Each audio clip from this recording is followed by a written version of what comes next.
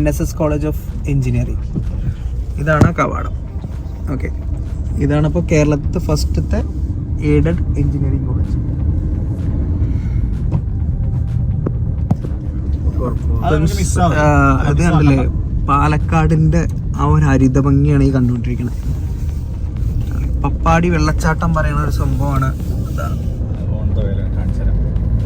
ഈ കാണുന്ന ഒരു കളർ വ്യത്യാസമുള്ള ഒരു സ്ഥലം കണ്ടില്ലേ ഞങ്ങള്, അത് പപ്പാടി വെള്ളച്ചാട്ടത്തിന്റെ ഒരു ഏരിയ ആണ് കേട്ടോ.